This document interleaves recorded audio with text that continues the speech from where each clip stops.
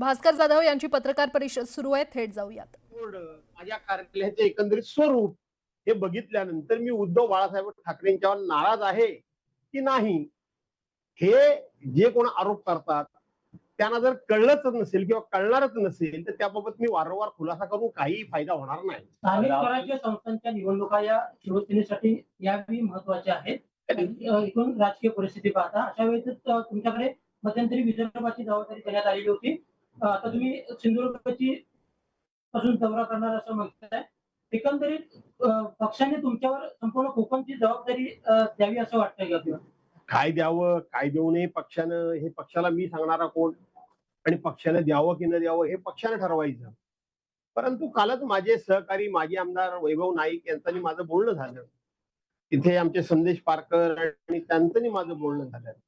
बाकीचे सगळे आमचे जुने जाणते सहकारी त्यांचं माझं बोलणं झालं. त्यांचं म्हणणं आजही उद्धव बाळासाहेब ठाकरेंची शिवसेना इथं ताकदीनं उभी आहे, पण त्यांना एका भक्कम आणि तितक्याच ताकदीच्या नेतृत्वाची गरज आहे. आक्रमक नेतृत्वाची गरज आहे, लढवय्या नेतृत्वाची गरज आहे, निर्भीड नेतृत्वाची गरज आहे. आणि म्हणून तुम्ही या असं त्यांचं म्हणणं आहे. म्हणून माझ्याकडे जबाबदारी दिली नाही दिली यापेक्षा शिवसैनिक म्हणून एकमेकाच्या मदतीला जाणं हे शिवसैनिकाचं काम आहे आणि म्हणून मी त्यांच्या मदतीला जाणारच आहे. विदर्भ तर बघणारच आहे, तिकडे जाणारच आहे. त्रिभाषेच्या मुद्द्यावरून सध्या मनसे आणि भाजपची फिक्सिंग आहे का असा सवाल देखील विचारला जातोय. कारण सरकारने याबाबत एक पाऊल मागे कुठेतरी घेतलेलं पाहायला मिळते. संबंधितांची चर्चा करूनच निर्णय घेऊ असं दादा भुसे यांनी म्हटलेलं. त्याचप्रमाणे राज ठाकरेंची देखील या संदर्भात मुख्यमंत्री भेट घेऊ शकतात असं देखील त्यांनी म्हटलेलं आहे. देवेंद्र फडणवीस देखील असं म्हटलं की आम्ही सगळ्यांशी चर्चा करू आणि मगच निर्णय या संदर्भात.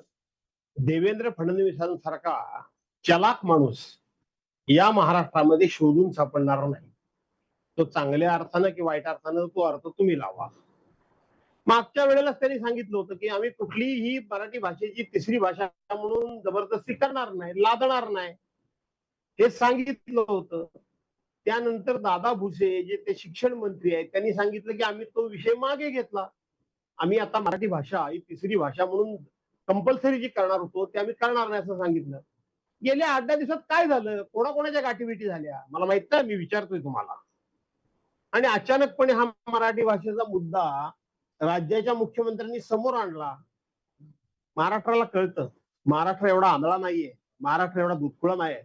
पण मला माहित नाही की हा बासनात गुंडाळलेला मुद्दा अचानकपणे पुढे का आला, त्याचा शोध तुम्ही पत्रकारांनी घेतला पाहिजे आणि तो तुम्ही घ्याल असं मला वाटतं. राहुल गांधींनी ट्विट केलेलं आहे की गेल्या 6 महिन्यामध्ये मुख्यमंत्र्यांच्या मतदारसंघामध्ये 20 ते 25% मतदान वाढलं. पुढची बातमी पाहूयात. महापालिका निवडणूक केव्हा होणार याकडे राज्याचं लक्ष लागलंय. सर्वच राजकीय पक्षांनी निवडणुकीची तयारी सुरू केली आहे. मात्र आता नवीन वर्षातच पालिका निवडणुका होणार असल्याची माहिती सूत्रांकडून मिळते. मुंबई महापालिकेच्या प्रभाग प्रारूप रचना अंतिम करण्याची तारीख वाढवून देण्यात आलेली आहे. अंतिम प्रभाग रचनेची अधिसूचना प्रसिद्ध करण्यासाठी यापूर्वी दिलेल्या तारखेत राज्य शासनानं बदल केल्यानं यासाठी आता 6 ऑक्टोबरची मुदत देण्यात आली आहे. हे पाहता आता नव्या वर्षातच महापालिका निवडणुकीचा मुहूर्त निघण्याची शक्यता वर्तवली जाते. महायुतीच्या समन्वय समितीची आज बैठक होते. स्थानिक स्वराज्य संस्थांच्या निवडणुकीसाठी आज महत्त्वाची बैठक पार पडणार आहे. भाजप, शिवसेना आणि राष्ट्रवादीचे प्रमुख नेते या बैठकीसाठी उपस्थित राहणार आहेत. आज संध्याकाळी 6 वाजता शंभूराज देसाई यांच्या पावनागड निवासस्थानी ही बैठक पार पडणार आहे. स्थानिक स्वराज्य संस्था निवडणुकीसाठी भाजप आता ॲक्शन मोडवर आलेला आहे. मुख्यमंत्री देवेंद्र फडणवीसांनी महत्त्वाची बैठक बोलावली आहे. आज संध्याकाळी 7 वाजता वर्षा बंगल्यावर प्रमुख नेत्यांची ही बैठक पार पडणार आहे.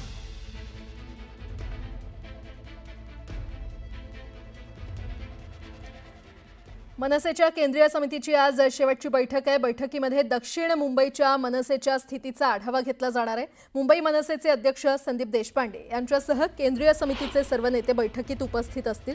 बैठकीचा एकूण अहवाल राज ठाकरे यांच्याकडे सुपूर्द केला जाणार आहे.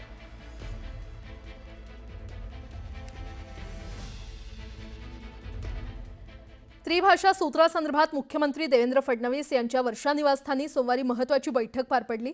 त्रिभाषा सूत्रावर सर्व संबंधितांशी बोलूनच अंतिम निर्णय होणार आहे। त्रिभाषा सूत्रासंदर्भात साहित्यिक, भाषातज्ञ, राजकीय नेते आणि इतरही सर्व संबंधितांशी चर्चा करूनच अंतिम निर्णय घेण्यात येईल असं प्रतिपादन मुख्यमंत्री देवेंद्र फडणवीस यांनी केलंय।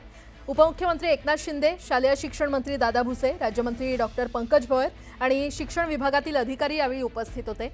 या विषयावर सांगोपांग चर्चा झाल्यानंतर सर्व राज्यांची स्थिती सर्वांसमोर मांडावी आणि नवीन शैक्षणिक धोरणाअंतर्गत मराठी मुलांचं अकॅडमिक बँक ऑफ क्रेडिटच्या अनुषंगानं नुकसान होऊ नये यासह इतरही पर्यायांवर सर्वांसाठी समग्र सादरीकरण करण्याचा निर्णय या बैठकीत घेण्यात आला। या सल्लामसलतीची प्रक्रिया पूर्ण झाल्यावरच अंतिम निर्णय घेण्यात येईल असंही यावेळी मुख्यमंत्री देवेंद्र फडणवीस यांनी सांगितलं। त्यामुळे शालेय शिक्षण मंत्री दादा भुसे हे आता पुढची सल्लामसलतीची प्रक्रिया प्रारंभ करणार आहेत। हे धोरण ठरवत असताना आपल्या या महाराष्ट्राच्या राज्याच्या विद्यार्थ्यांचं हित भविष्याच्या दृष्टिकोनातून ज्या मुद्द्यांवर आधारित निर्धारित करण्यात आलेलं होतं त्याचं माहिती त्यांच्याकडे आम्ही नेऊन त्या ठिकाणी ठेवू आणि सर्व मांडणी त्यांच्यासमोर केली जाईल। त्यांचेही जे काही मतप्रदर्शन असेल, ज्या काही सूचना असतील तर त्याही त्या ठिकाणी ऐकून घेतल्या जातील आणि ह्या सर्वांचं मनोगत घेऊन माननीय मुख्यमंत्री महोदय, माननीय उपमुख्यमंत्री महोदयांच्याकडे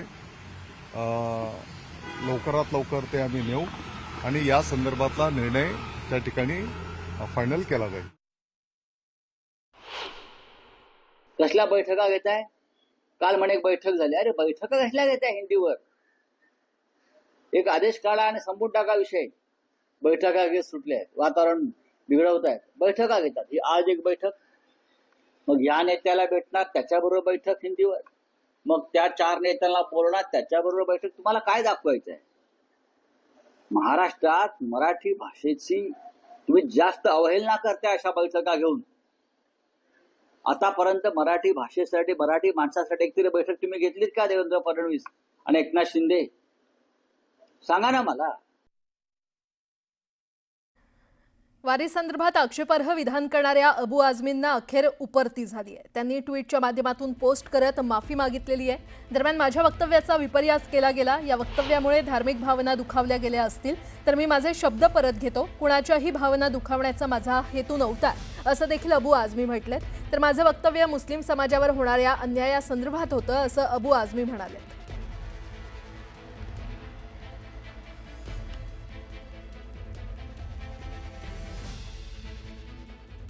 मुख्यमंत्री देवेंद्र फडणवीस यांनी मंत्रिमंडळातील 7 मंत्र्यांच्या ओएसडी आणि पीए यांच्या नियुक्तीला परवानगी नाकारलेली आहे। मुख्यमंत्री कार्यालयातून संबंधित अधिकाऱ्यांना मूळ विभागात रुजू होण्याच्या सूचना देण्यात आलेल्या आहेत। या नोटिसांमध्ये सचिवांवर बेकायदेशीर पद्धतीने काम करत असल्याचा ठपका ठेवत तात्काळ मूळ विभागात हजर होण्याच्या सूचना देण्यात आल्या आहेत। नोटीस आल्यामुळे मंत्र्यांची पळापळ सुरू असून शिवसेनेचे नाराज मंत्री उपमुख्यमंत्री एकनाथ शिंदे आणि मुख्यमंत्री देवेंद्र फडणवीस यांच्या बंगल्याच्या चक्रा मारतायत। विशेष म्हणजे भाजपच्या मंत्र्यांनाही जवळचा खासगी सचिव हवाय। मात्र देवेंद्र फडणवीसांपुढे भाजप मंत्र्यांची डाळ शिजली नसल्याचं सूत्रांनी सांगितलंय।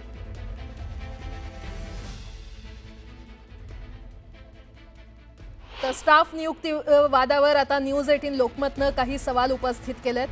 जर मंत्री नियुक्त स्टाफ चुकीचा तर मंत्री बरोबर कसे, असा मोठा प्रश्न उपस्थित होतोय। स्टाफ नियुक्तीसाठी मंत्र्यांकडून कोणते निकष खरं तर लावले जातात?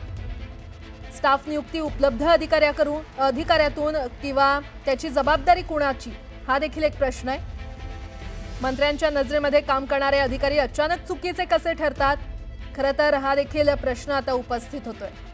आणि जवळच्या अधिकाऱ्याच्या नेमणुकीसाठी मंत्र्यांची नेमकी का धडपड सुरू आहे आणि मुख्यमंत्र्यांकडे मंत्री का धावाधाव करतायत, हा देखील एक महत्त्वाचा प्रश्न उपस्थित करणं गरजेचं आहे। पुण्यामध्ये